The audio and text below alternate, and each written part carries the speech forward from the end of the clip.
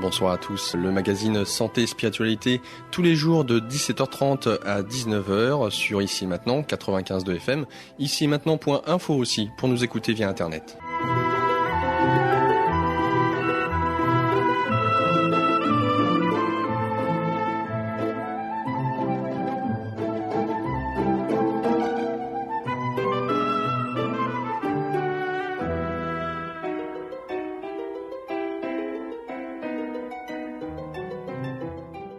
Il s'agit d'un extrait du livre Conversation avec Dieu, tome 3, aux éditions Ariane, écrit par Neale Donald Walsch.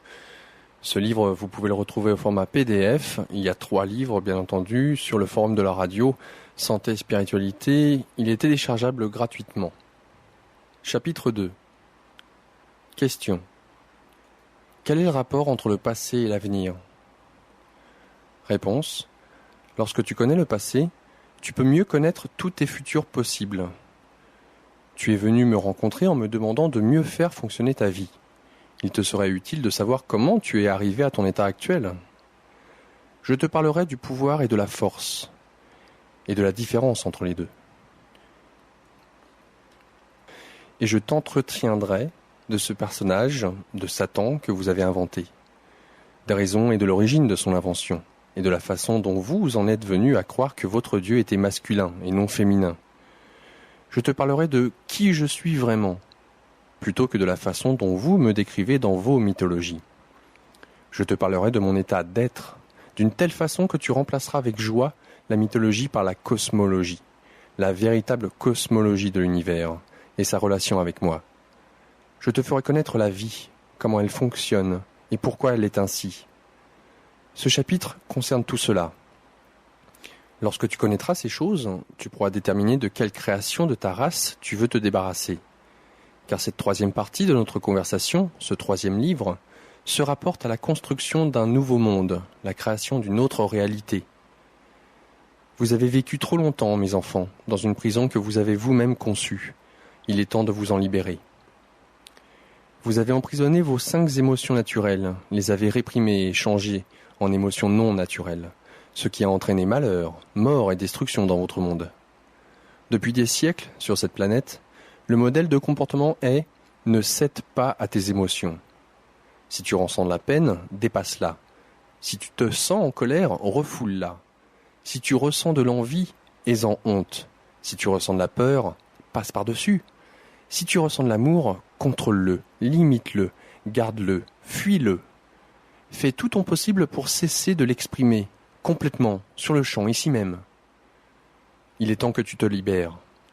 En vérité, tu as emprisonné ton soi sacré, et il est temps de libérer ton soi. Question. Je commence à être fébrile maintenant. Comment commençons-nous ? Où commençons-nous ? Réponse.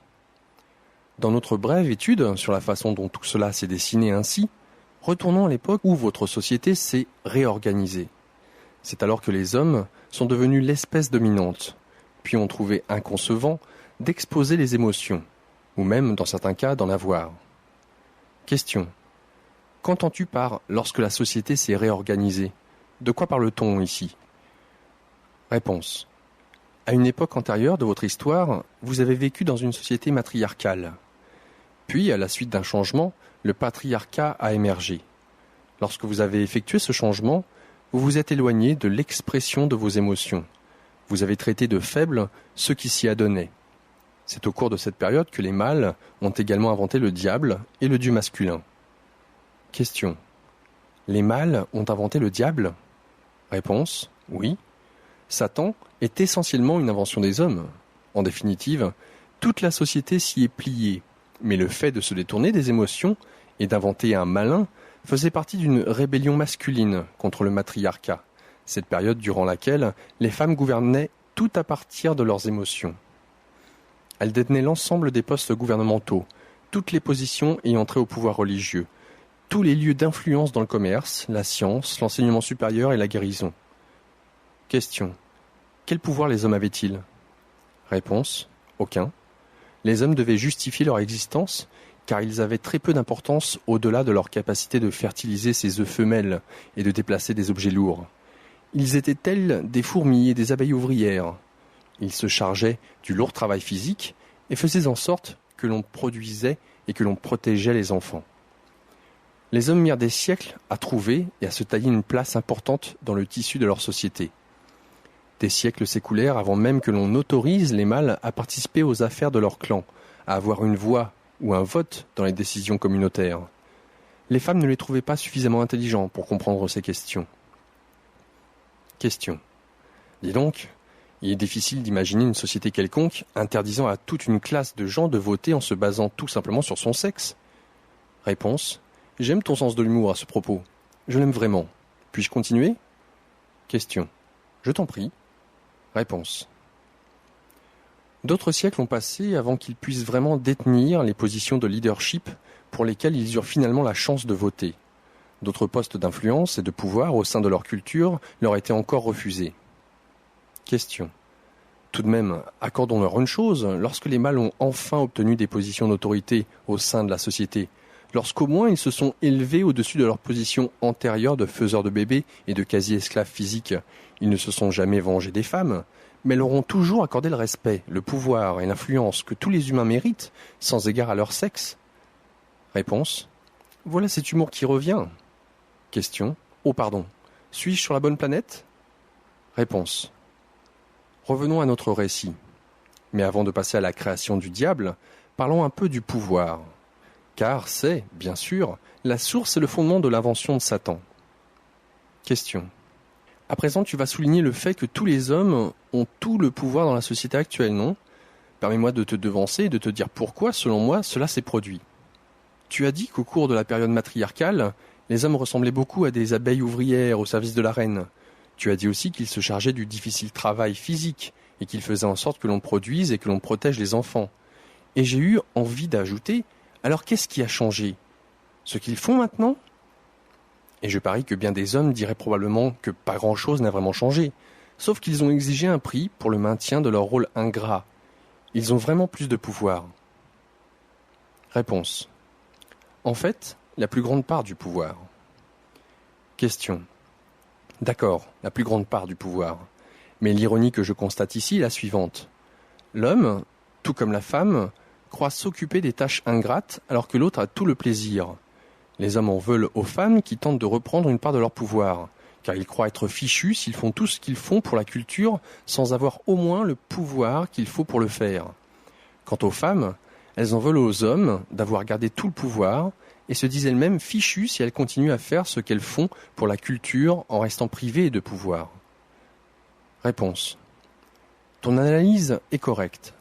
Les hommes, comme les femmes, sont condamnés à répéter leurs propres erreurs dans un cycle sans fin de misère qu'ils se sont infligés à eux-mêmes, jusqu'à ce que les uns et les autres comprennent que la vie n'a rien à voir avec le pouvoir, mais plutôt avec la force, qu'elle n'a rien à voir avec la séparation, mais plutôt avec l'unité.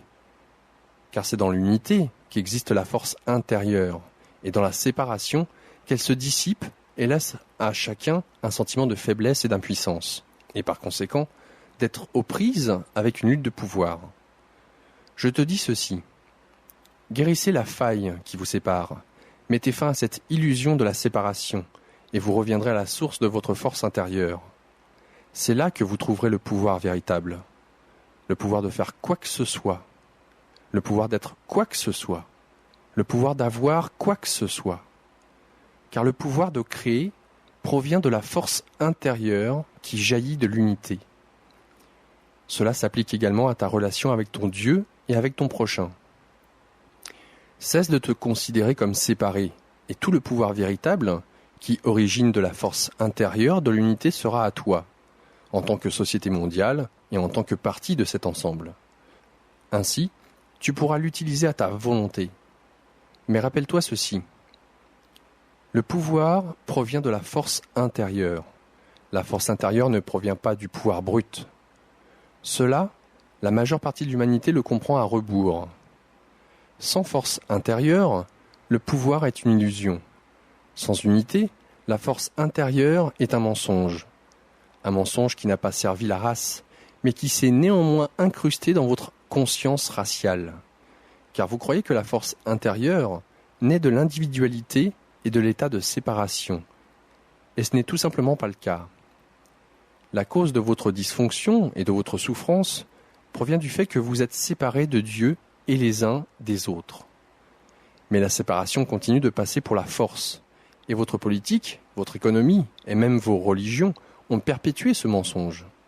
Ce mensonge est pourtant la genèse de toutes les guerres et de toutes les luttes de classe qui mènent à la guerre, de toute l'animosité entre les races et entre les sexes, et de toutes les luttes de pouvoir qui mènent à l'animosité, de toutes les épreuves et les tribulations personnelles, et de toutes les luttes internes qui mènent aux tribulations. Mais vous vous accrochez d'une façon tenace à ce mensonge, même si vous savez où il vous mène, même s'il vous a mené jusqu'ici à votre propre destruction. À présent, je te dis ceci, connais la vérité, et la vérité te libérera. Il n'y a aucune séparation, ni les uns des autres, ni de Dieu, ni de quoi que ce soit. Cette vérité, je la répéterai à maintes reprises dans ces pages. Cette observation, je la ferai à plusieurs reprises. Agis comme si tu n'étais séparé de rien, ni de personne, et tu guériras ton monde demain matin. Voilà le plus grand secret de tous les temps. C'est la réponse que l'homme cherche depuis des millénaires. C'est la solution qu'il a cherchée, la révélation qu'il a appelée de ses prières.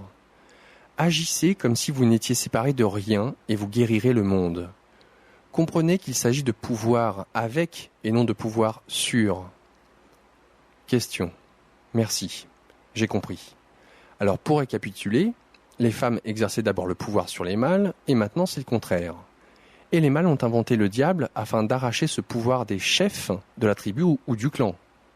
Réponse. Oui, ils ont utilisé la peur, leur seul outil. Question. Encore là, rien n'a vraiment changé.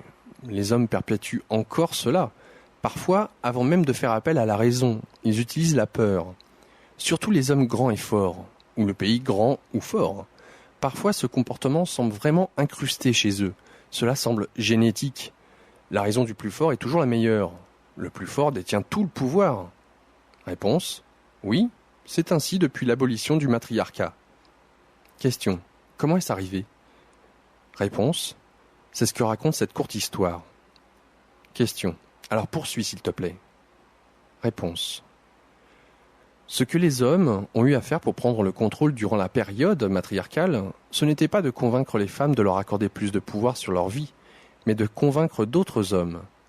Après tout, la vie était douce, et les hommes auraient pu vivre un plus mauvais sort que de passer leur journée à se valoriser par le travail physique pour ensuite faire l'amour. Alors, il ne fut pas facile pour les hommes sans pouvoir d'en convaincre d'autres sans pouvoir d'acquérir du pouvoir, jusqu'à ce qu'ils découvrent la peur. La peur est la seule chose avec laquelle les femmes n'avaient pas compté. Elle a commencé, cette peur, par des germes de doute semés par les plus mécontents parmi les mâles. C'étaient habituellement les moins désirables, ceux qui n'étaient ni musclés ni parés, et par conséquent ceux auxquels les femmes accordaient le moins d'attention. Question. Et je parie que, parce qu'il en était ainsi, leurs plaintes étaient considérées comme des cris de rage provenant de leur frustration sexuelle. Réponse. C'est juste. Mais les hommes mécontents durent utiliser le seul outil qu'ils connaissaient. Ils cherchèrent donc à cultiver la peur à partir des germes du doute. Et si les femmes avaient tort, demandèrent-ils? Et si leur façon de diriger le monde n'était pas la meilleure? Et si elles étaient en train de mener la société entière, toute la race, vers un anéantissement sûr et certain? Voilà une réalité que bien des hommes ne pouvaient imaginer. Après tout, les femmes n'étaient-elles pas en communication directe avec la déesse? N'étaient-elles pas, en fait, des répliques physiques exactes de la déesse? Et la déesse n'était-elle pas bonne? L'enseignement s'avéra si puissant, si étendu, que les hommes n'eurent d'autre choix que d'inventer un diable, un Satan, pour contrer la bonté illimitée de la Grande Mère, imaginée et adorée par les adeptes du matriarcat. Question. Comment sont-ils arrivés à convaincre qui que ce soit de l'existence d'un malin? Réponse. L'unique chose que toute leur société comprenait, c'était la théorie de la pomme pourrie. Même les femmes voyaient et savaient par expérience que certains enfants devenaient tout simplement mauvais, peu importe ce qu'ils faisaient. Surtout comme chacun le savait, les enfants mâles, tout simplement impossibles à maîtriser. Alors on a créé un mythe. Un jour, disait le mythe, la Grande Mère, la déesse des déesses, a engendré un enfant qui se trouva ne pas être bon. Malgré toutes les tentatives de sa mère, l'enfant n'était pas bon. Finalement, il se battit contre sa mère pour lui arracher son trône. C'en était trop, même pour une mère remplie d'amour et de pardon. Le garçon fut banni à jamais, mais continua d'apparaître sous d'habiles déguisements et costumes, se faisant même parfois passer pour la grande mère elle-même. Ce mythe amena les hommes à se demander « Comment savons-nous que la déesse que nous adorons est bel et bien une déesse ? C'est peut-être ce mauvais enfant qui a maintenant grandi, qui veut nous tromper. » Par ce procédé, les hommes incitèrent d'autres hommes à s'inquiéter, puis à se mettre en colère du fait que les femmes ne prenaient pas leurs inquiétudes au sérieux et, enfin, à se rebeller. C'est ainsi que fut créé l'être qu'à présent vous appelez Satan. Il ne fut pas difficile d'élaborer un mythe autour d'un mauvais enfant, ni de convaincre les femmes du clan de la possibilité de l'existence d'une telle créature. Il ne fut pas difficile non plus d'amener quiconque à accepter que le mauvais enfant était mâle. Les mâles n'étaient-ils pas du sexe inférieur ? Ce stratagème fut utilisé pour créer une controverse mythologique.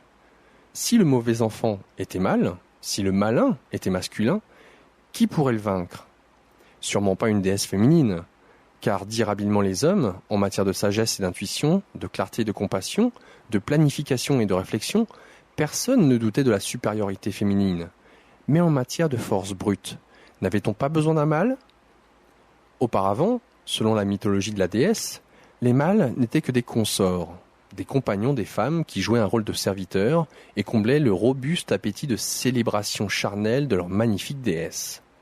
Mais à présent, il fallait un mâle qui pourrait faire davantage, un mâle qui pourrait également protéger la déesse et défaire l'ennemi. Cette transformation ne se produisit pas du jour au lendemain, mais s'étala sur de nombreuses années. Graduellement, très graduellement, les sociétés commencèrent, dans leur mythologie spirituelle, à considérer le consort mâle comme le protecteur mâle, car maintenant qu'il y avait quelqu'un pour protéger la déesse, un tel protecteur était clairement nécessaire. Passer de mâle protecteur à mâle partenaire égal, maintenant debout aux côtés de la déesse, ne fut pas un saut majeur. Le dieu mâle fut créé, et pendant un certain temps, Dieu et déesse gouvernèrent ensemble dans la mythologie. Puis, graduellement encore, on accorda de plus grands rôles aux dieux. Le besoin de protection et de force, peu à peu, remplaça le besoin de sagesse et d'amour. Une nouvelle sorte d'amour naquit dans ces mythologies, un amour qui protégeait par la force brute. Mais cet amour convoitait également ce qu'il protégeait. Il était jaloux de ses déesses. Il ne servait plus seulement leur appétit féminin, mais se battait et mourait pour elles. Surgirent alors des mythes sur des dieux d'un pouvoir énorme, qui se querellaient, se battaient pour des déesses d'une indicible beauté. Ainsi naquit le dieu jaloux. Question. C'est fascinant. Réponse. Attends. Nous arrivons à la fin, mais reste un court passage. Avant longtemps, la jalousie des dieux ne fut plus limitée aux déesses, mais s'étendit à toutes les créations de tous les mondes. Ces dieux jaloux exigeaient qu'on aime Dieu et aucun autre, sinon... Puisque les mâles étaient l'espèce la plus puissante et que les dieux étaient les plus puissants des mâles, cette nouvelle mythologie laissait peu de place à l'argumentation. Surgirent des histoires sur des gens qui avaient discuté et perdu. Le dieu courroucé était né. Bientôt, toute l'idée de déité fut renversée. Au lieu d'être la source de tout amour, elle devint la source de toute peur.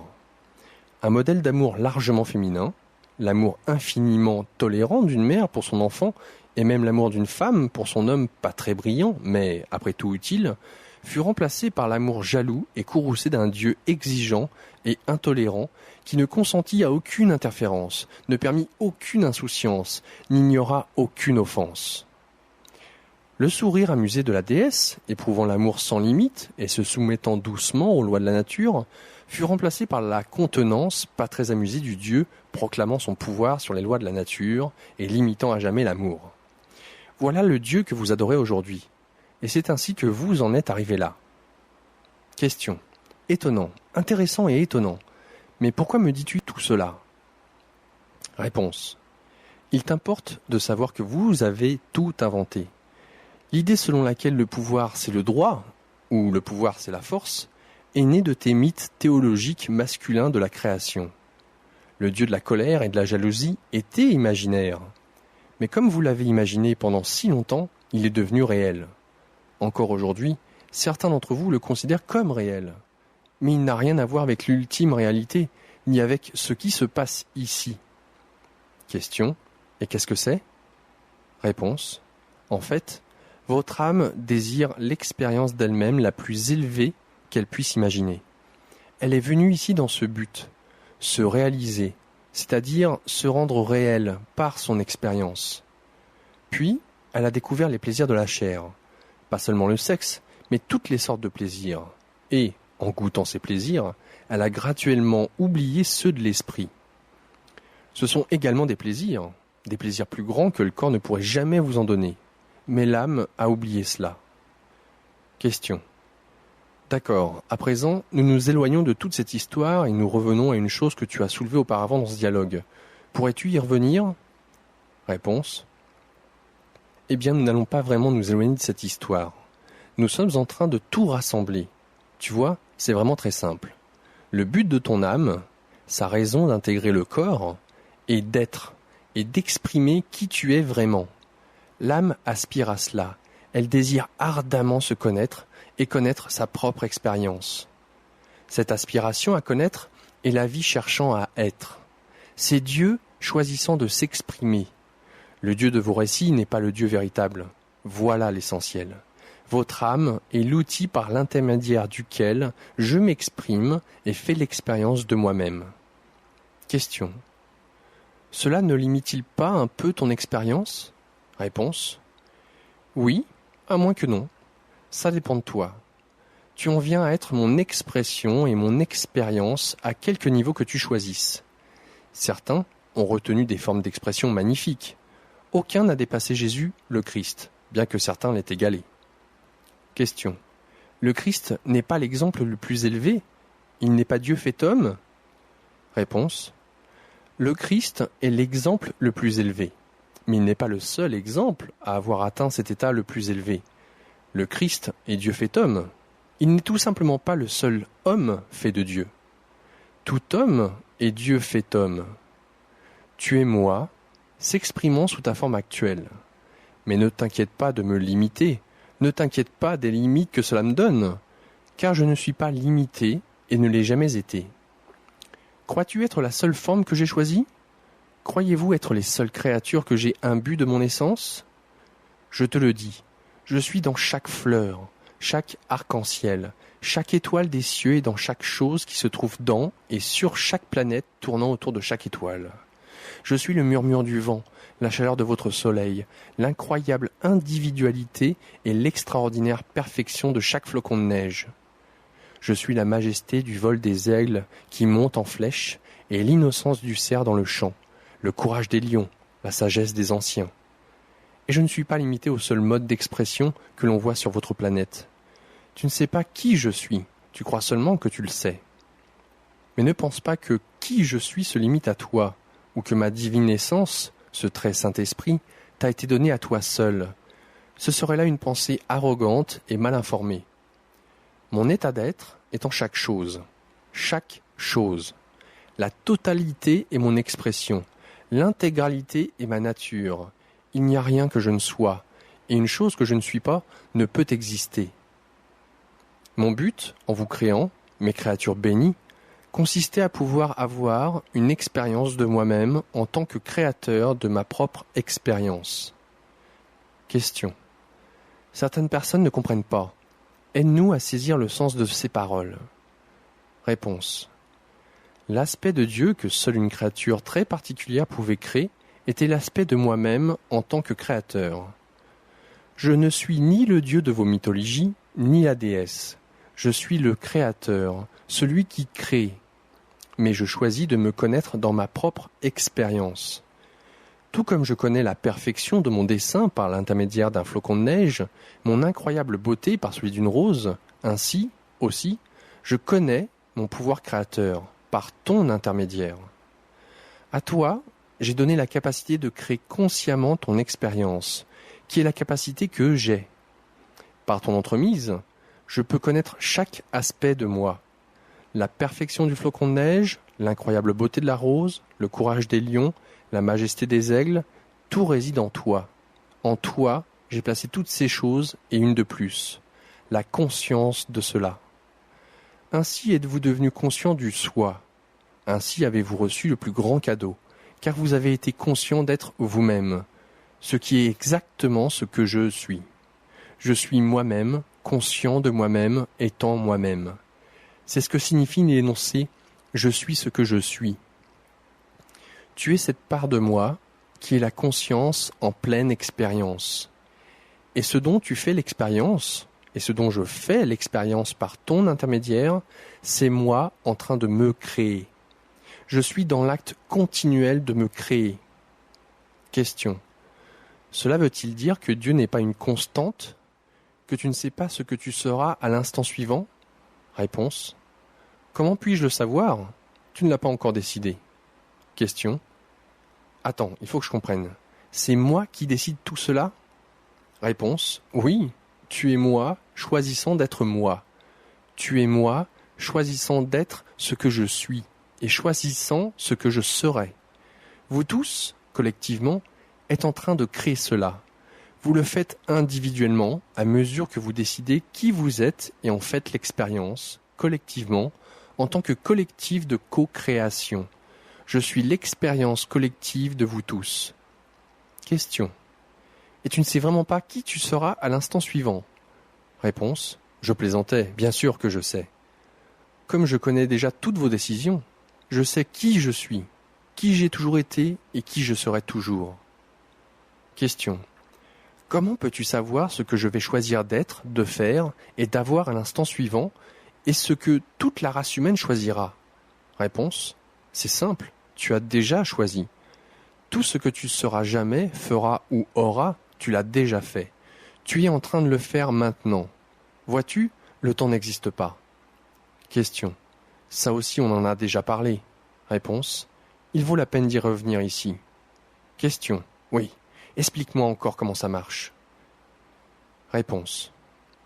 Le passé, le présent et le futur sont des concepts que vous avez construits, des réalités que vous avez inventées, afin de créer un contexte dans lequel encadrer votre expérience présente. Autrement, toutes nos expériences se superposeraient. En réalité, elles se superposent, c'est-à-dire qu'elles arrivent en même temps, mais vous ne le savez pas.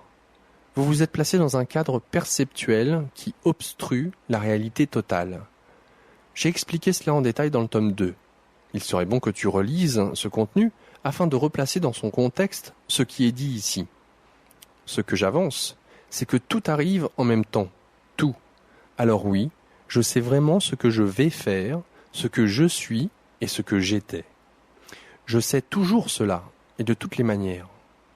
Ainsi, vois-tu, il t'est impossible de me surprendre. Ton histoire, le drame terrestre, a été créé afin que tu puisses savoir qui tu es dans ta propre expérience. Elle a également été conçue pour t'aider à oublier qui tu es, afin que tu puisses te rappeler une fois de plus qui tu es et le créer. Question. Car je ne peux créer qui je suis si je fais déjà l'expérience de qui je suis. Je ne peux créer le fait de mesurer 1m85 si je mesure déjà 1m85. Il faudrait que je mesure moins d'1m85, ou du moins que je le croie. Réponse. Exactement. Tu comprends parfaitement. Et puisque c'est le plus grand désir de l'âme, Dieu, de faire l'expérience d'elle-même en tant que créateur, et puisque tout a déjà été créé, nous n'avions d'autre choix que de trouver une façon de tout oublier de notre création. Question. Je suis étonné que nous ayons trouvé une façon. Essayer d'oublier que nous ne faisons tous qu'un, et que cet un que nous sommes est Dieu, c'est comme essayer d'oublier qu'il y a un éléphant rose dans la pièce. Comment pouvions-nous être hypnotisés à ce point? Réponse. Eh bien, tu viens de mettre le doigt sur la raison secrète de toute vie physique. C'est la vie sous la forme physique qui t'a hypnotisé à ce point, et à raison, car après tout, c'est une aventure extraordinaire. Ce que nous avons utilisé ici, pour nous aider à oublier, c'est ce que certains d'entre vous qualifieraient du principe du plaisir. La nature la plus élevée de tout plaisir, c'est l'aspect du plaisir qui te pousse à créer qui tu es vraiment dans ton expérience, ici et maintenant, en ce moment même, et de recréer sans cesse, à nouveau, qui tu es au niveau de magnificence suivant. c'est le plus grand plaisir de Dieu. La nature inférieure de tout plaisir constitue cette part du plaisir qui te pousse à oublier qui tu es vraiment. Ne condamne pas la nature inférieure, car sans elle, tu ne pourrais faire l'expérience de la nature supérieure. Question.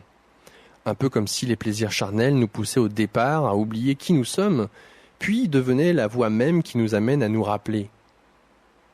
Réponse.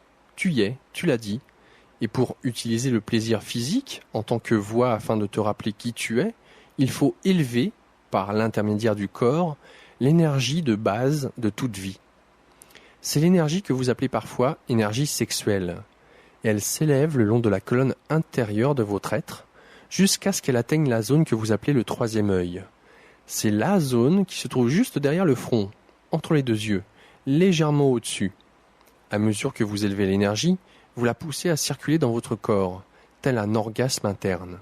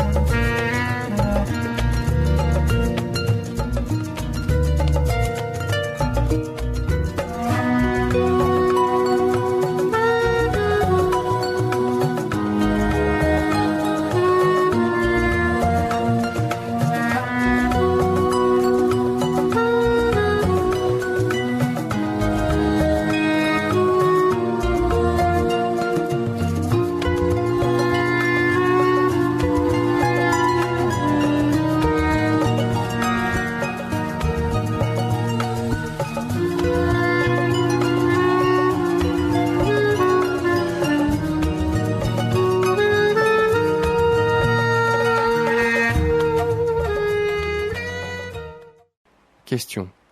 Comment cela se fait-il? Comment y arrive-t-on? Réponse. Tu l'inventes par la pensée. C'est bien ce que je veux dire, tel que je l'ai dit. Par la pensée, tu inventes, littéralement, la voie interne de ce que vous appelez vos chakras. Lorsqu'on élève l'énergie vitale à maintes reprises, on acquiert un goût pour cette expérience, tout comme l'appétit sexuel se développe. L'expérience de l'élévation de l'énergie est fort sublime. Elle devient rapidement l'expérience la plus désirée. Mais vous ne perdez jamais complètement votre appétit pour la descente de l'énergie, pour les passions fondamentales, et vous ne devriez pas non plus essayer. Car dans votre expérience, le supérieur ne peut exister sans l'inférieur, comme je te l'ai fait remarquer à maintes reprises. Une fois en haut, tu dois redescendre en bas afin d'expérimenter à nouveau la remontée. C'est le rythme sacré de toute vie. Tu n'y arrives pas seulement en faisant circuler l'énergie dans ton corps, tu y arrives aussi en faisant circuler la grande énergie dans le corps de Dieu. Vous vous incarnez en tant que forme inférieure, puis évoluez vers des états supérieurs de conscience. Vous élevez tout simplement l'énergie dans le corps de Dieu. Vous êtes cette énergie. Et lorsque vous arrivez à l'état le plus élevé, vous en faites pleinement l'expérience. Puis, vous décidez de ce que vous choisirez ensuite de vivre, et où, dans le royaume de la relativité, vous choisirez d'aller afin d'en faire l'expérience. Vous pourriez souhaiter refaire l'expérience de devenir vous-même. C'est là une expérience grandiose, en effet, et ainsi recommencer à nouveau dans la roue cosmique. Question. S'agit-il ici de la roue karmique? Réponse. Non. Il n'y a pas de roue karmique. Pas celle que vous avez imaginée. Nombre d'entre vous ont imaginé qu'ils sont non pas sur une roue, mais sur un tapis de jogging, où ils règlent activement les dettes de leurs actions passées et tentent vaillamment de ne pas en encourir de nouvelles. C'est ce que certains d'entre vous ont appelé la roue karmique.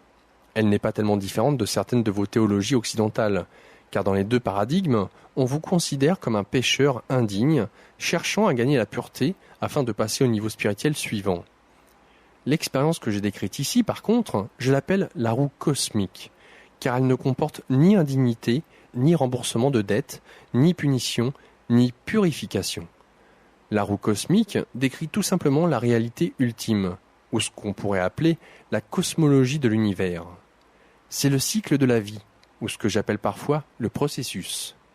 C'est une image de style qui décrit la nature sans commencement ni fin des choses, la voie continue qui aboutit à l'ensemble et en provient, et sur laquelle l'âme voyage joyeusement tout au long de l'éternité. C'est le rythme sacré de toute vie par lequel vous faites circuler l'énergie de Dieu. Question. Terrible, on ne m'a jamais expliqué tout cela aussi simplement.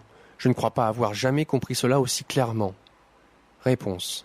Eh bien, la clarté est ce dont tu es venu faire l'expérience ici. C'est le but de ce dialogue. Alors je suis heureux que tu y arrives. Question. En vérité, sur la roue cosmique, il n'y a aucun endroit inférieur ou supérieur. Comment pourrait-il y en avoir puisqu'il s'agit d'une roue et non d'une échelle? Réponse. C'est une excellente image et un parfait concept. Par conséquent, ne condamne pas ce que tu appelles les instincts inférieurs, fondamentaux, animaux de l'homme, mais bénis-les, honore-les, car ils sont la voie par l'intermédiaire de laquelle tu retrouves ton chemin. Question. Cela soulagerait bien des gens d'une masse de culpabilité rattachée au sexe. Réponse. C'est pourquoi j'ai dit jouez, jouez, jouez avec le sexe et avec toute la vie. Mélangez ce que vous nommez le sacré avec le sacrilège, car jusqu'à ce que vous considériez vos autels comme le lieu ultime de l'amour et vos chambres à coucher comme le lieu ultime de la vénération, vous ne verrez rien du tout. Vous croyez que le sexe est séparé de Dieu? Je vous dis ceci, tous les soirs, je suis dans votre chambre à coucher. Alors allez-y, fusionnez ce que vous appelez le profane avec le profond, afin que vous puissiez voir qu'il n'y a aucune différence, et faites l'expérience du tout en tant qu'un. Puis, à mesure que vous évoluerez, vous n'abandonnerez pas le sexe, mais l'apprécierez tout simplement à un niveau supérieur. Car toute la vie est sexe, synergie d'échange extraordinaire de l'énergie. Et si vous comprenez cela à propos du sexe, vous saisirez cela à propos de toute la vie, même en ce qui concerne la fin de la vie, ce que vous appelez la mort. À l'instant de votre mort, vous ne vous verrez pas abandonner la vie, mais tout simplement y goûter à un niveau supérieur. Lorsque, enfin, vous verrez qu'il n'y a aucune séparation dans le monde de Dieu, c'est-à-dire rien qui ne soit Dieu, alors, enfin, vous abandonnerez cette invention de l'homme que vous avez nommée Satan. Si Satan existe, c'est sous la forme de chaque pensée que vous avez jamais eue d'être séparé de moi. Vous ne pouvez être séparé de moi, car je suis tout ce qui est. Les hommes ont conçu le diable pour effrayer les gens, afin de les amener à faire ce qu'ils voulaient, sous la menace de la séparation de Dieu s'ils n'acceptaient pas. La condamnation, le fait d'être jeté dans le feu éternel de l'enfer, fut l'ultime tactique de peur. Mais à présent, vous n'avez plus rien à craindre, car rien ne peut, ni ne va jamais, vous séparer de moi. Toi et moi ne faisons qu'un. Nous ne pouvons être rien d'autre si je suis ce que je suis, tout ce qui est. Pourquoi alors me condamnerais-je? Et comment le ferais-je? Comment pourrais-je me séparer de moi-même alors que mon soi est tout ce qui est et qu'il n'y a rien d'autre? Mon but est l'évolution et non la condamnation, la croissance et non la mort, la création d'expériences et non leur négation. Mon but est d'être et non de cesser d'être. Je n'ai aucun moyen de me séparer de vous, ni de quoi que ce soit. L'enfer, c'est tout simplement ne pas savoir cela. Le salut, c'est de le savoir et de le comprendre complètement. Vous êtes maintenant sauvés. Vous n'avez plus besoin de vous inquiéter de ce qui vous arrivera après la mort. Chapitre 3. Question. Pouvons-nous parler de la mort un instant? Tu as dit que ce troisième livre allait se rapporter à des vérités supérieures, universelles. Eh bien, au cours de notre conversation, nous n'avons pas tellement parlé de la mort et de ce qui se passe par la suite. Parlons-en, venons-y. Réponse. Très bien, que veux-tu savoir? Question.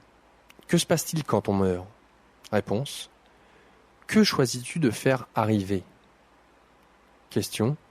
Tu veux dire que ce qui survient, c'est tout ce que nous choisissons de faire arriver? Réponse. Crois-tu que, du seul fait d'être mort, tu cesses de créer? Question. Je ne sais pas. C'est pour ça que je te le demande. Réponse. Bien. Tu le sais, incidemment, mais je vois que tu as oublié. C'est merveilleux. Tout se déroule selon le plan. Quand tu meurs, tu n'arrêtes pas de créer pour autant. Est-ce assez certain pour toi? Question. Oui. Réponse. Bien. À présent, la raison pour laquelle tu ne cesses de créer quand tu meurs, c'est qu'en fait, tu ne meurs jamais. Tu ne le peux pas, car tu es la vie même. Et la vie ne peut pas ne pas être la vie. Par conséquent, tu ne peux mourir. Alors, continue de vivre. Voilà pourquoi tant de gens qui sont morts ne le croient pas. Car ils n'ont pas fait l'expérience de la mort. Au contraire, ils se sentent très vivants, car ils le sont. Il y a donc une confusion. Le soi peut voir le corps étendu là, recroquevillé, immobile, mais le soi bouge soudainement dans toute la pièce. Il vole littéralement dans toute la pièce, puis se retrouve partout dans l'espace, en même temps. Et lorsqu'il désire un point de vue particulier, il se trouve soudainement à en faire l'expérience. Si l'âme, le nom que nous donnerons maintenant au soi, se demande « Hé, pourquoi mon corps ne bouge-t-il pas ?» Elle se trouve exactement là, planant au-dessus du corps, en train d'en observer l'immobilité avec une grande curiosité. Si quelqu'un entre dans la pièce et que l'âme pense « Qui est-ce ?» immédiatement, l'âme est devant ou à côté de cette personne. Ainsi, en un très court laps de temps, l'âme apprend qu'elle peut aller n'importe où à la vitesse de sa pensée. Un incroyable sentiment de liberté et de légèreté s'empare de l'âme. Il faut habituellement un certain temps à l'entité pour s'habituer à tout ce rebondissement à chaque pensée. Si la personne avait des enfants et qu'elle pense à eux, l'âme se trouve immédiatement en présence de ses enfants où qu'ils soient. Ainsi, l'âme apprend que non seulement elle peut être partout où elle le veut à la vitesse de sa pensée, mais qu'elle peut aussi être à 2 endroits en même temps, ou 3, ou 5. Elle peut exister, observer et mener dans ces lieux des activités simultanées, sans difficulté ni confusion. Puis elle peut se rassembler, revenir en un même endroit, tout simplement en refaisant le point. L'âme se rappelle dans l'autre vie ce qu'elle aurait mieux fait de se rappeler dans celle-ci, que tout est fait, écrit par la pensée, et que la manifestation est un résultat de l'intention. Question. Sur ce quoi je fais le point en tant qu'intention devient ma réalité? Réponse. Exactement. La seule différence est la vitesse à laquelle tu expérimentes le résultat.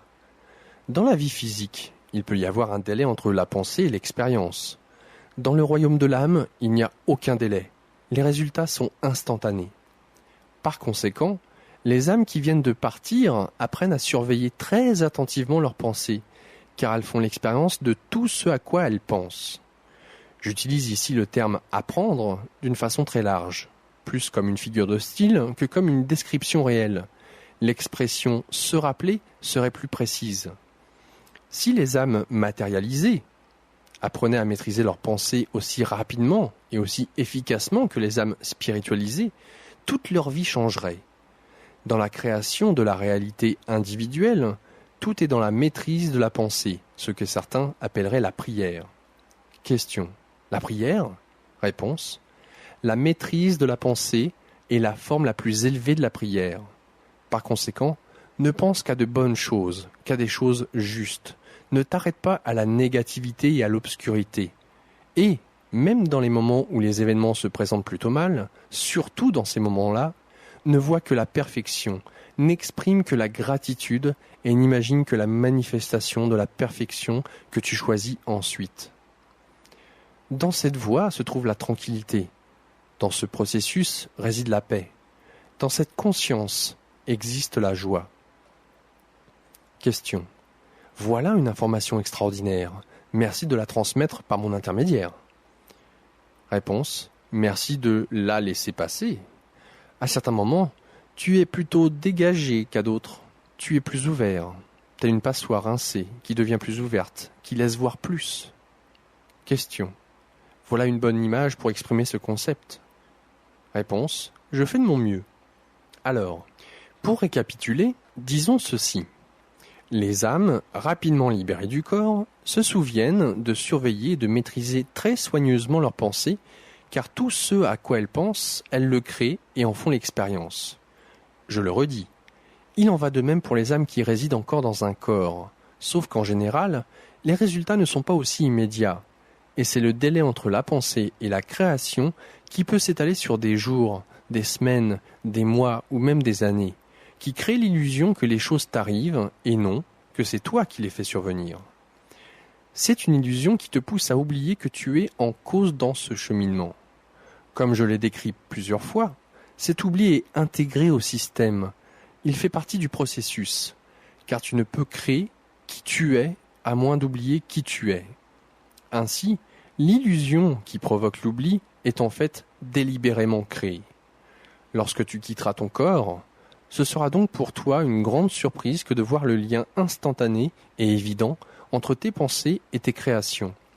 La surprise sera d'abord bouleversante, puis très agréable, lorsque tu commenceras à te rappeler que tu es en cause dans la création de ton expérience et non le simple récepteur des effets. Question. Pourquoi ce délai entre la pensée et la création avant notre mort, et aucun délai après? Réponse. Parce que tu gardes l'illusion du temps. S'il n'y a aucun délai entre la pensée et la création lorsque tu es hors du corps, c'est que tu es également hors du paramètre du temps. Question. En d'autres termes, comme tu l'as si souvent dit, le temps n'existe pas. Réponse. Pas au sens où tu l'entends. Le phénomène du temps se résume vraiment à une question de perspective. Question. Pourquoi existe-t-il alors que nous sommes dans le corps? Réponse. Tu as provoqué son existence en entrant dans ta perspective actuelle et en l'assumant. Tu utilises cette perspective comme un outil pour explorer et examiner à fond tes expériences une à une, plutôt que d'un seul coup. La vie est un seul et même événement, un événement cosmique qui est en train d'arriver maintenant. Tout cela est en train d'arriver, partout. Il n'y a d'autre temps que maintenant. Il n'y a d'autre lieu qu'ici. Ici et maintenant se trouve tout ce qui existe. Mais tu as choisi de faire l'expérience, dans ses moindres détails, de la magnificence de l'ici et maintenant, et de ton soi divin en tant que créateur, ici et maintenant, de cette réalité. Il n'y avait que deux façons, deux champs d'expérience, à partir desquels tu pouvais le faire, le temps et l'espace. Si magnifique était cette pensée que tu as littéralement explosé de délices. Dans cette explosion de délices fut créé l'espace entre les parties de toi et le temps qu'il fallait pour passer d'une partie de toi-même à une autre. Ainsi, tu t'es littéralement éclaté pour te voir en morceaux. On peut dire que tu étais si heureux que tu as éclaté en morceaux. Et depuis lors, tu les ramasses. Question. C'est l'histoire de toute ma vie. Je ne fais que rassembler les pièces en essayant de voir si elles se complètent. Réponse. Et c'est par l'intermédiaire du stratagème appelé temps que tu as réussi à séparer les morceaux, à diviser l'indivisible et ainsi à le voir et à en faire une expérience plus complète à mesure que tu l'as créé. Même lorsque tu regardes un objet solide au microscope et que tu vois qu'il n'est pas du tout solide, mais qu'il s'agit en fait de l'agglomération d'un million d'effets différents, de choses diverses qui arrivent en même temps et créent ainsi le grand effet. Ainsi utilises-tu le temps en tant que microscope de ton âme. Considère la parabole de la roche. Il était une fois une roche pleine d'innombrables atomes, protons, neutrons et particules de matière subatomique. Ces particules circulaient continuellement en formant un pattern, chaque particule allant d'ici à là, en prenant le temps, mais si rapidement que la roche même semblait ne pas bouger du tout. Elle se contentait d'être. Elle était posée là, buvant le soleil, s'imbibant de la pluie, sans bouger. « Qu'est-ce qui bouge à l'intérieur de moi ?» demanda la roche. « C'est toi » dit une voix lointaine. « Moi » s'exclama la roche. « Mais c'est impossible, je ne bouge pas du tout, tout le monde peut le constater. »« Oui, de loin, admit la voix, de loin, d'ici, tu parais vraiment solide, fixe, immobile. Mais quand je me rapproche, quand je regarde très attentivement ce qui se passe réellement, je vois que tout ce qui comprend ce que tu es bouge. Cela bouge à une vitesse incroyable, dans le temps et l'espace, en un pattern particulier qui te crée sous la forme de cette chose appelée roche. Alors tu parais magique, tu bouges et tu es immobile en même temps. » « Mais, demanda la roche, où est l'illusion ? L'unité, l'immobilité de la roche, ou la séparation et le mouvement de ses parties ? » Ce à quoi la voix lointaine répondit : « Alors, quelle est l'illusion ? L'unité, l'immobilité de Dieu ? Ou la séparation et le mouvement de ses parties ? Et je te dis ceci, sur cette pierre je bâtirai mon église, car c'est la pierre de l'éternité, c'est la vérité éternelle qui ne laisse aucune pierre en place. Je t'ai déjà expliqué tout cela, dans cette petite histoire. C'est la cosmologie. La vie est une série de mouvements infinitésimaux d'une rapidité incroyable. Ces mouvements n'affectent aucunement l'immobilité et l'état d'être de tout ce qui est. Cependant, comme pour les atomes de la pierre, c'est le mouvement qui crée l'immobilité, sous ton regard même. À cette distance, il n'y a aucune séparation. Il ne peut y en avoir, car tout ce qui est tout ce qu'il y a, et il n'y a rien d'autre.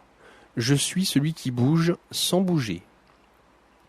De la perspective limitée à partir de laquelle tu vois tout ce qui est, tu te vois comme séparé et à part, non pas comme un même être impossible à bouger, mais comme un grand nombre d'êtres en mouvement constant. Les deux observations sont justes, les deux réalités sont réelles.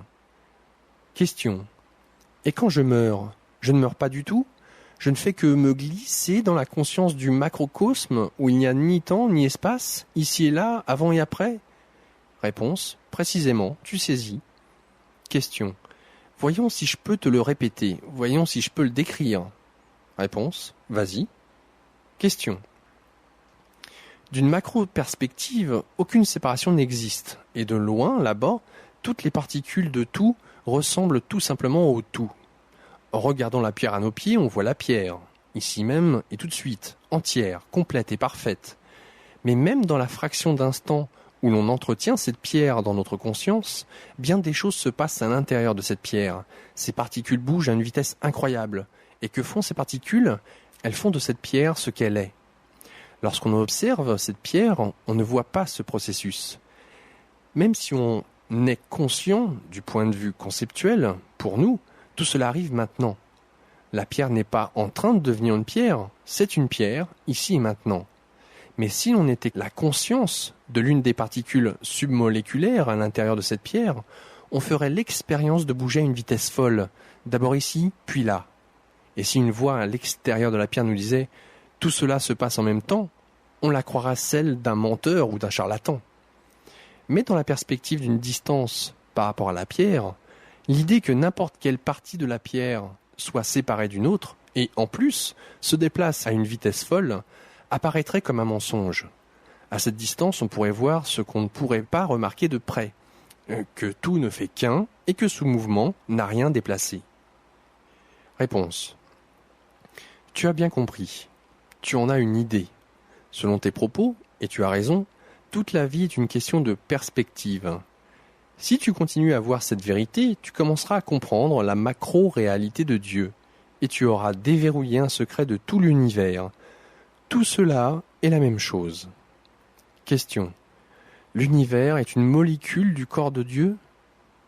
Réponse. En fait, ce n'est pas si loin de la réalité. Question. Et c'est à la macro-réalité que nous retournons dans la conscience lorsque nous faisons l'acte de mourir ? Réponse. Oui. Mais même la macro-réalité à laquelle on retourne n'est qu'une micro-réalité d'une macro-réalité encore plus grande, qui est une petite partie d'une réalité encore plus grande, et ainsi de suite, sans fin, pour toujours et encore toujours, dans les siècles des siècles. Nous sommes Dieu, le ça qui est, constamment en train de créer notre soi, constamment en train d'être ce que nous sommes maintenant, jusqu'à ce que nous ne soyons plus cela, mais que nous devenions autre chose. Même la pierre, ne sera pas éternellement une pierre. Elle n'en sera une que pour ce qui paraît une éternité. Avant d'être une pierre, c'était autre chose qui s'est fossilisé dans cette pierre, à travers un processus exigeant des centaines de milliers d'années. Cela avait déjà été autre chose, et ce sera autre chose encore. Il en va de même pour toi. Tu n'as pas toujours été celui que tu es maintenant. Tu étais autre. Et aujourd'hui, tel que tu es, dans ton extrême magnificence, tu es vraiment autre chose à nouveau. Question. Terrible, étonnant. En fait, c'est absolument étonnant. Je n'ai jamais rien entendu de semblable. Tu as pris toute la cosmologie de la vie et tu l'as exprimée dans des termes que je peux saisir. C'est fabuleux. Réponse. Eh bien merci, j'apprécie. Je fais de mon mieux. Question. Tu travailles diablement bien. Réponse. Ce n'est sans doute pas l'expression que tu aurais dû choisir ici. Question. Oups. Réponse. Je plaisantais, pour alléger les choses, pour qu'on s'amuse un peu. En fait, je ne peux pas être offensé, mais tes semblables humains se permettent souvent de l'être en mon nom. Question. Oui, j'ai remarqué, mais pour revenir sur nos propos, je crois que je viens de saisir quelque chose. Réponse.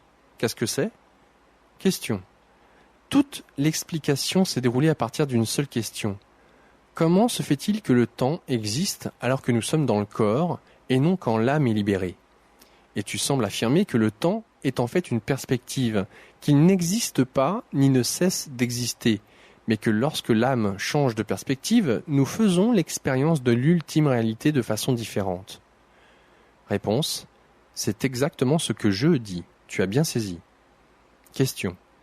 Et tu soulignais un point plus considérable. Dans le macrocosme, l'âme est consciente de la relation directe entre la pensée et la création, entre les idées et l'expérience. Réponse. Oui, au macro-niveau, c'est comme la différence entre voir la roche et y voir le mouvement à l'intérieur. Il n'y a pas de temps entre le mouvement des atomes et l'apparition de la roche qu'ils créent. La roche est, en effet, parce que les mouvements ont lieu. Cette relation de cause à effet est instantanée. Le mouvement se produit et la pierre est en train d'être, tout en même temps. C'est ce que réalise l'âme au moment de ce que vous appelez la mort. C'est un simple changement de perspective. Comme tu vois davantage, tu comprends davantage. Après la mort, tu n'es plus limité à ta compréhension. Tu vois la roche et tu vois dans la roche. Tu regarderas ce qui semble être à présent les aspects les plus complexes de la vie, tu diras « Bien sûr, tout cela très clair pour moi ». Puis, de nouveaux mystères s'offriront à ta contemplation. À mesure que tu te déplaceras sur la roue cosmique, il y aura des réalités de plus en plus grandes, des vérités de plus en plus grandes. Mais si tu peux te rappeler cette vérité, selon laquelle ta perspective crée tes pensées, et que tes pensées créent tout, et si tu peux te la rappeler avant de quitter ton corps, et non après, toute ta vie changera. Question. Et la façon de maîtriser les pensées, c'est de changer de point de vue? Réponse. Exactement. Adopte une nouvelle perspective et tout te paraîtra différent. Ainsi, tu auras appris à maîtriser ta pensée. Pour la création de ton expérience, tout est dans la maîtrise de cette pensée. Certaines personnes appellent cela la prière constante. Question. Tu as déjà dit cela, mais je ne crois pas avoir songé à la prière de ce point de vue. Réponse. Pourquoi n'examines-tu pas ce qui se passerait si tu le faisais? Si tu imaginais que le fait de maîtriser et de diriger tes pensées est la forme la plus élevée de la prière, tu ne penserais qu'à de bonnes choses, qu'à des choses justes. Tu ne t'enfoncerais pas dans la négativité et l'obscurité, bien que tu puisses t'y baigner. Et lorsque les choses se présentent plutôt mal, peut-être surtout dans ces moments-là, tu ne verrais que la perfection. Question. Tu es revenu là-dessus à maintes reprises. Réponse. Je te donne des outils. Avec ces outils, tu pourras transformer ta vie. Je répète les plus importants d'entre eux. Je les répète souvent, car la répétition engendrera la reconnaissance. Le fait de connaître à nouveau, lorsque tu en auras le plus grand besoin. Tout ce qui se produit, tout ce qui s'est produit, se produit et se produira jamais, est la manifestation physique extérieure de tes pensées, de tes choix, de tes idées et de tes déterminations les plus intimes concernant qui tu es et qui tu choisis d'être. Par conséquent, ne condamne pas les aspects de la vie avec lesquels tu es en désaccord. Cherche plutôt à les changer, ainsi que les conditions qui les ont rendues possibles. Regarde l'obscurité, mais ne la maudis pas. Éclaire-la plutôt, et ainsi transforme-la. Laisse luire ta lumière devant les hommes, afin que ceux qui se tiennent dans l'obscurité soient illuminés par la lumière de ton être, et que vous tous voyiez, enfin, qui vous êtes vraiment. Sois un messager de la lumière, car ta lumière peut éclairer davantage que ton propre chemin. Elle peut vraiment éclairer le monde. Continue de briller. Alors, ô luminaire, continue de briller. Que le moment de ta plus grande obscurité puisse devenir ton plus grand cadeau. Et alors même que tu reçois un cadeau, ainsi offre-le aux autres pour leur donner un trésor indicible, eux-mêmes. Que ce soit ta tâche, que ce soit ta plus grande joie, redonnez les gens à eux-mêmes, même à l'heure la plus sombre, surtout à cette heure-là. Le monde t'attend, guéris-le, maintenant, là où tu te trouves. Ton action peut être considérable, car mes brebis sont perdues, et il faut maintenant les retrouver.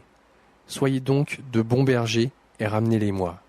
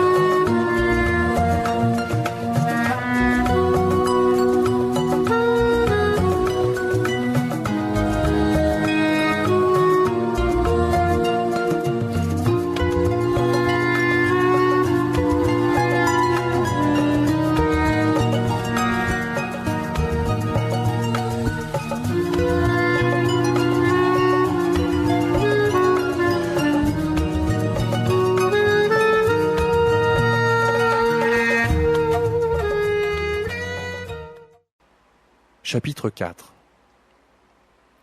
Question. Merci pour cet appel et ce défi. Merci d'avoir placé cet objectif devant moi. Merci de toujours me garder dans la direction que, tu le sais, je veux vraiment prendre.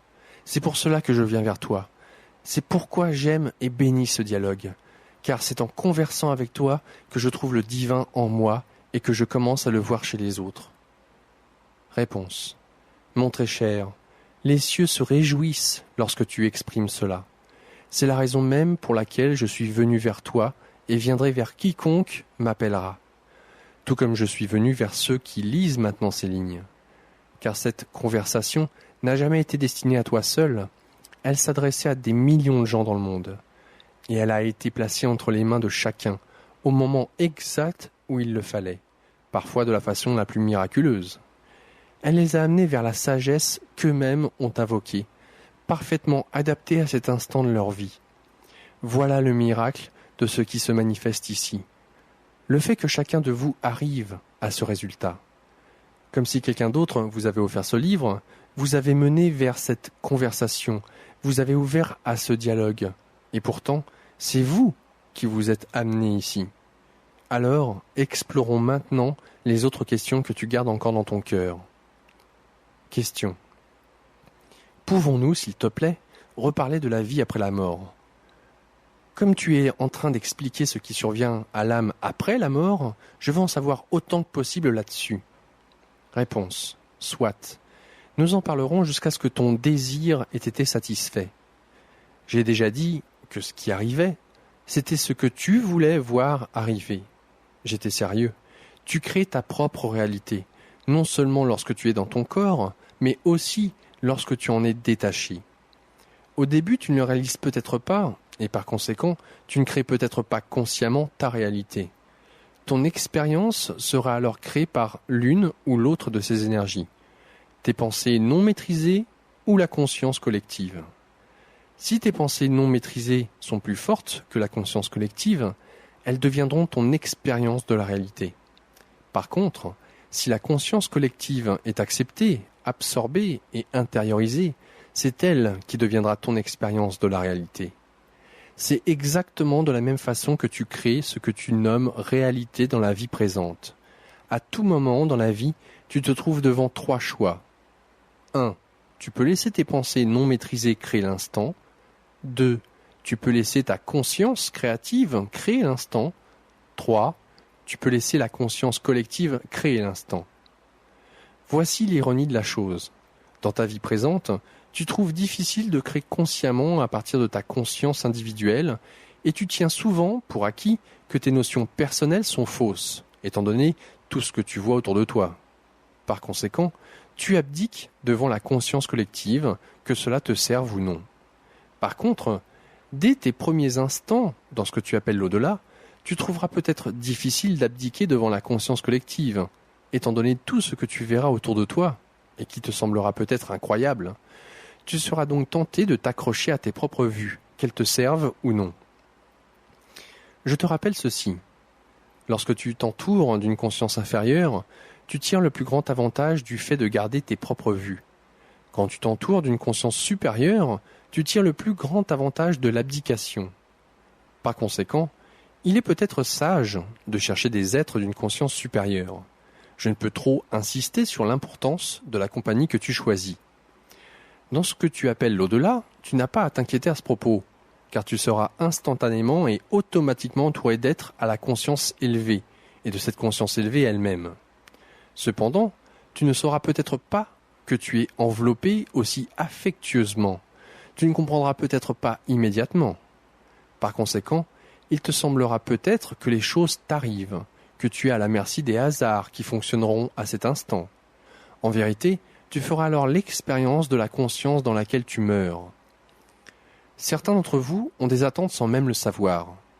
Toute votre vie, vous pensez à ce qui se produit après la mort, et lorsque vous mourrez, ces pensées se manifestent, et soudainement, vous réalisez, vous rendez réel ce à quoi vous aviez pensé. Et ce sont vos pensées les plus fortes, celles que vous avez entretenues avec le plus de ferveur qui, comme toujours dans la vie, prévaudront. Question. Ainsi, une personne pourrait aller en enfer ? Si des gens ont cru toute leur vie que l'enfer existe vraiment, que Dieu jugera les vivants et les morts, qu'il séparera le bon grain de l'ivraie et les chèvres des brebis, et qu'immanquablement ils iront en enfer, étant donné toutes leurs offenses envers Dieu, alors ils iront en enfer. Ils brûleront dans les flammes éternelles de la damnation. Comment pourraient-ils y échapper ? Tu as répété tout au long de ce dialogue que l'enfer n'existait pas, mais tu as dit également que nous créons notre propre réalité, et que nous avons le pouvoir de créer toute réalité à partir de nos pensées. Alors, le feu de l'enfer et la damnation pourraient exister, et existent vraiment pour ceux qui y croient. Réponse. Dans l'ultime réalité, rien n'existe, sinon ce qui est. Tu as raison de souligner que l'on peut créer la réalité que l'on choisit, y compris l'expérience de l'enfer telle que tu l'as décrit. Je n'ai jamais affirmé, à aucun moment de tout ce dialogue, qu'on ne pouvait pas faire l'expérience de l'enfer. J'ai simplement dit que l'enfer n'existait pas. La plus grande partie de ce dont vous faites l'expérience n'existe pas, mais cela ne vous empêche pas d'en faire l'expérience. Question. C'est incroyable. Un ami à moi, Barney Bain, vient de produire un film là-dessus. Exactement là-dessus. Au moment où j'écris ces lignes, nous sommes le 7 août 1998. J'insère ceci dans le dialogue, dans le texte d'une discussion qui date de 2 ans, ce que je n'ai jamais fait auparavant. Mais juste avant d'envoyer ce manuscrit à l'éditeur, au moment où j'étais en train de le relire une dernière fois, j'ai pris conscience que Robin Williams venait de tourner dans un film qui traite exactement de ce dont nous parlons ici. Ce film s'intitule « What Dreams May Come », au-delà de nos rêves, et décrit de manière renversante, par le biais du cinéma, ce que tu viens de dire. Réponse. Je le connais. Question. Tu le connais? Dieu va au cinéma? Réponse. Dieu fait des films. Question. Génial. Réponse. Oui. Tu n'as jamais vu Oh God? Question.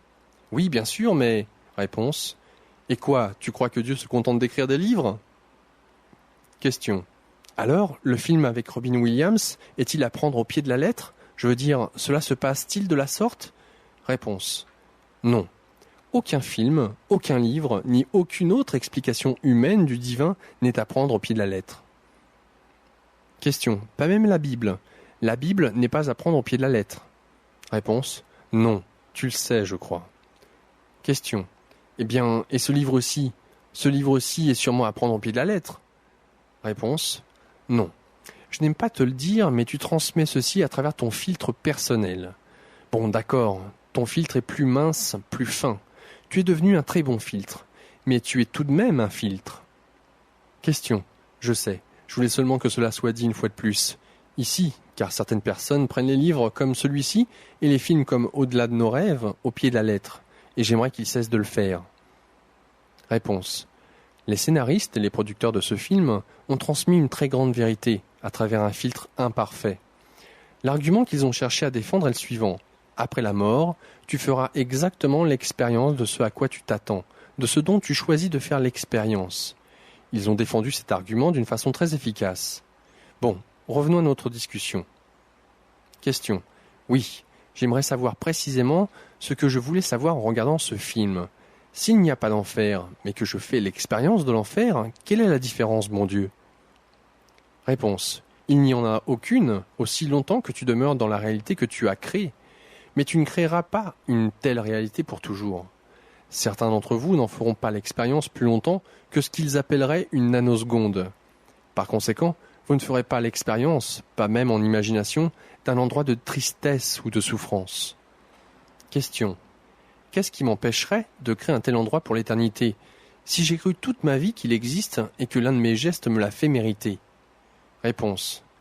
Ta connaissance et ta compréhension. Tout comme, dans cette vie, ton prochain instant sera créé à partir des notions nouvelles que tu as acquises dans ton dernier instant, dans ce que tu appelles l'au-delà. Tu créeras un nouvel instant à partir de ce que tu es arrivé à savoir et à comprendre dans l'instant précédent. Et l'une des choses que tu arriveras à connaître et à saisir très rapidement est celle-ci. Tu peux toujours choisir ton expérience, car dans l'au-delà, les résultats sont instantanés et tu ne manqueras pas d'établir le lien entre tes pensées et l'expérience qu'elles créent.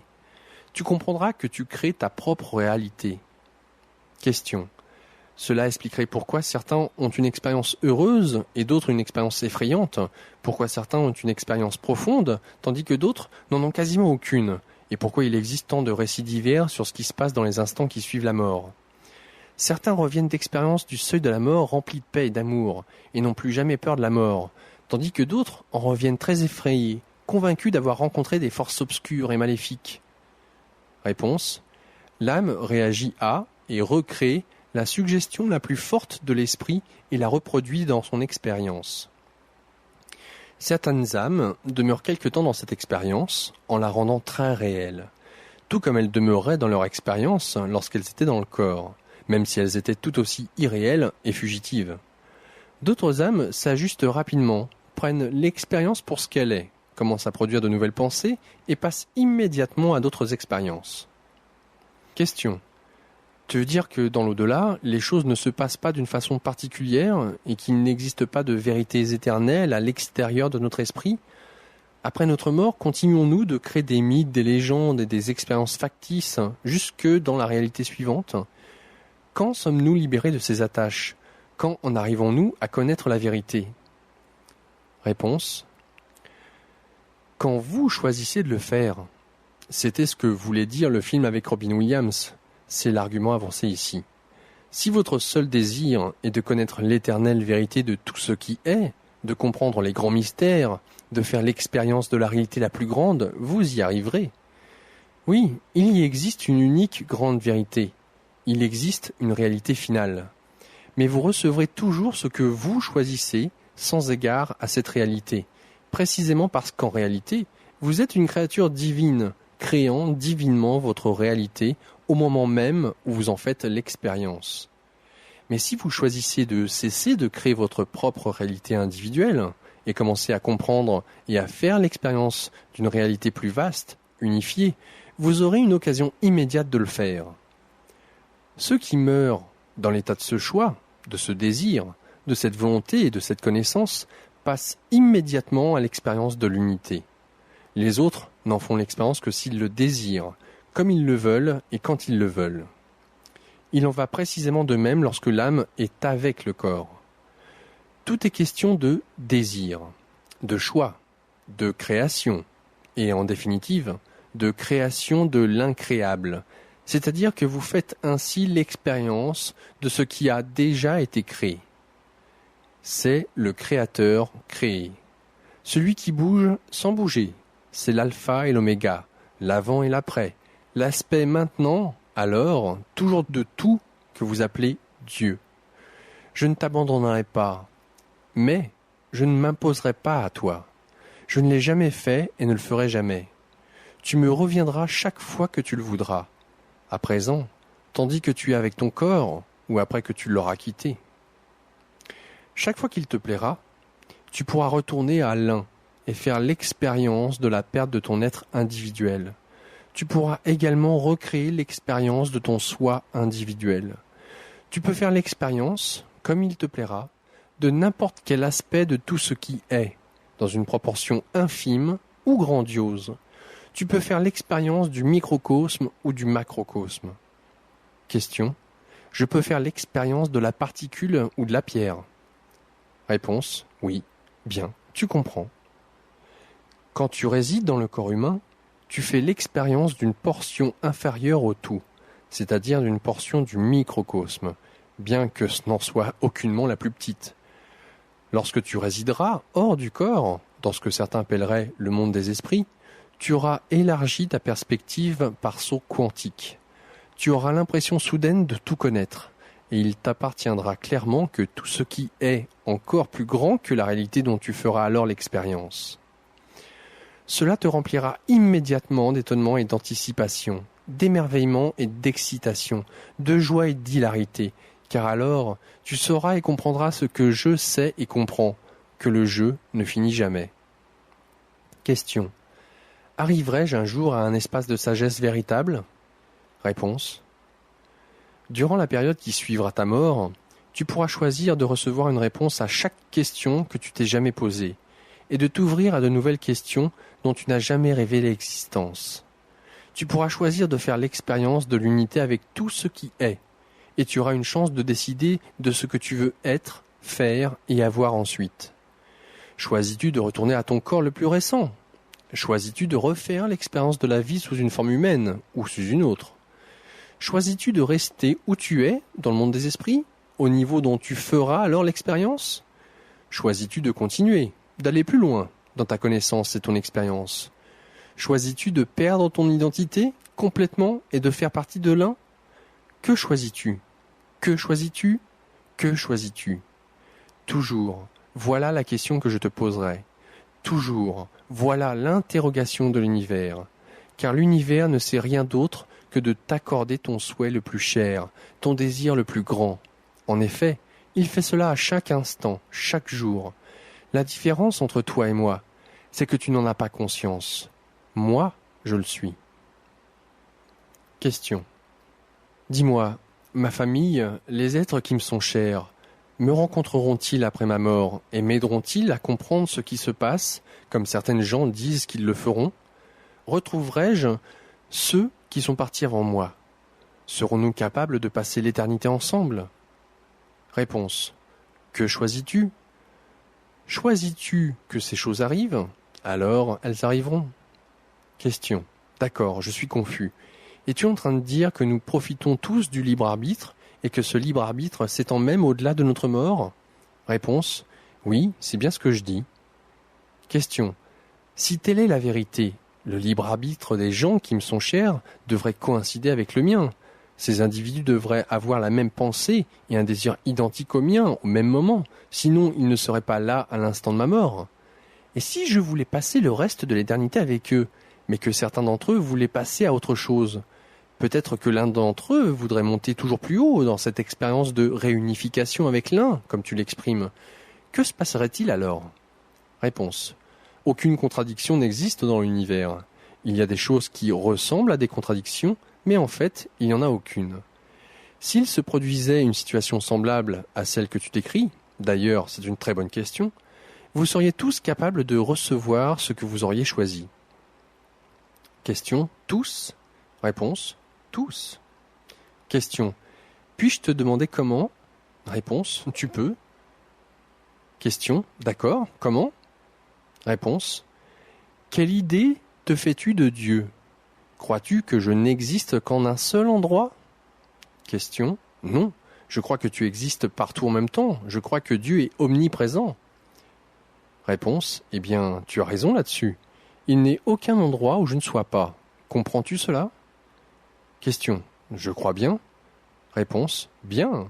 Alors, qu'est-ce qui te fait croire que ce soit différent dans ton cas ? Question. Parce que tu es Dieu et que je ne suis qu'un simple mortel ? Réponse. Je vois. Nous voilà encore aux prises avec cette histoire de simple mortel ? Question. D'accord. Supposons que je tienne pour acquis aux fins de cette discussion que moi aussi je sois Dieu, ou du moins que je suis fait de la même étoffe que Dieu. Alors, es-tu en train de dire que je peux aussi être partout tout le temps ? Réponse. Tout ce qui compte, c'est ce que la conscience choisit d'entretenir dans sa réalité. Dans ce que tu appellerais le monde des esprits, ce que tu peux imaginer, tu peux l'expérimenter. Si tu veux donc faire l'expérience de n'être qu'une seule âme en un seul endroit, en un seul temps, tu peux le faire. Mais si tu veux faire l'expérience du fait que ton esprit est plus grand que cela, qui se trouve à plus d'un endroit en même temps, tu peux également le faire. En effet, tu pourras faire l'expérience que ton âme se trouve partout où tu le voudras, n'importe quand. Car en vérité, il n'y a qu'un seul temps et un seul lieu, et tu t'y trouves partout, toujours. Tu pourras ainsi faire l'expérience de toute partie ou toutes les parties que tu veux, chaque fois que tu le choisiras. Question. Et si je veux que les membres de ma famille soient avec moi, mais que l'un d'entre eux veut faire partie du tout qui est ailleurs, que se passera-t-il alors ? Réponse. Il est possible que ta famille et toi ne vouliez pas la même chose. Toi et moi, et ta famille et moi, nous tous ne formons qu'un seul et même être. Quand tu désires une chose, c'est moi qui désire une chose, puisque tu es tout simplement moi en train de jouer l'expérience appelée désir. En somme, ton désir est aussi le mien. Ta famille et moi ne faisons qu'un, également.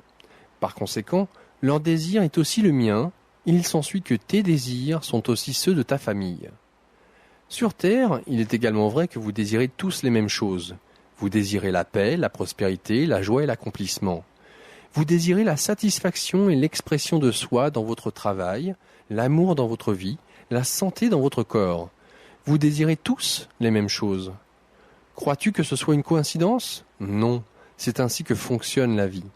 C'est ce que je suis en train de t'expliquer. La seule chose qui soit différente, sur Terre, de la façon dont les choses se déroulent dans ce que vous appelez le monde des esprits, est la suivante. Sur Terre, alors que vous désirez tous la même chose, vous avez des idées différentes sur la façon d'y arriver. Ainsi, vous allez tous dans des directions diverses pour en fait chercher la même chose. Ce sont ces idées différentes qui produisent des résultats autres. Ces idées, on pourrait les appeler vos pensées racines. Je t'en ai déjà parlé. Question. Oui, dans le tome 1. Réponse. Parmi ces pensées que partagent un grand nombre d'entre vous, il y a votre idée d'insuffisance. Beaucoup d'entre vous croient au plus profond de leur être qu'il y a un manque de tout. Un manque d'amour, d'argent, de nourriture, un manque de vêtements, de logement, un manque de temps, de bonnes idées en circulation et certainement un manque de vous. Certaines pensées racines vous poussent à utiliser toutes sortes de stratégies et de tactiques pour chercher à acquérir ce qui, selon vous, manque. Ce sont des approches que vous abandonneriez immédiatement si vous saviez clairement qu'il y a assez pour chacun de tout ce que vous désirez. dans ce que vous appelez le ciel, vos idées de manque disparaissent, car vous devenez conscient du fait qu'il n'y a aucune séparation entre vous et ce que vous désirez. Vous avez conscience qu'une quantité plus que suffisante de vous s'y trouve. Vous avez conscience du fait que vous pouvez être à plus d'un endroit à n'importe quel moment donné. Il n'y a donc aucune raison de ne pas vouloir ce que veut votre frère, de ne pas choisir ce que choisit votre sœur. S'ils vous veulent dans leur espace au moment de leur mort, le seul fait qu'ils pensent à vous vous appelle vers eux. Et vous n'avez aucune raison de ne pas courir vers eux, puisque le fait d'y aller n'enlève en rien à tout ce que vous pouvez être en train de faire. Cet état, celui de n'avoir aucune raison de dire non, c'est celui dans lequel je réside à tout moment. Tu l'as déjà entendu dire, et c'est vrai, Dieu ne dit jamais non. Je te donnerai exactement tout ce que tu désires, toujours, tout comme je le fais depuis le début des temps. Question. Donnes-tu vraiment toujours à chacun exactement ce qu'il désire à n'importe quel moment donné ? Réponse. Oui, mon bien-aimé, c'est bien ce que je fais. Ta vie est un reflet de ce que tu désires et de ce que tu crois pouvoir obtenir de ce que tu désires. Je ne peux te donner ce que tu ne crois pas pouvoir recevoir, peu importe à quel point tu le désires, car je ne dérogerai pas de l'idée que tu t'en fais. Je ne peux pas, c'est la loi cosmique. Croire qu'on ne peut avoir quelque chose, c'est comme ne pas la désirer, car cela produit le même résultat. Question. Mais sur Terre, nous ne pouvons avoir tout ce que nous désirons. Nous ne pouvons nous trouver à 2 endroits en même temps, par exemple. Il y a bien d'autres choses que nous ne pouvons désirer sans pouvoir les obtenir, puisque sur la Terre, nous sommes tous limités. Réponse. Je sais que tu vois les choses ainsi, et que par conséquent, cela se passe ainsi pour vous. Car une chose demeure éternellement vraie.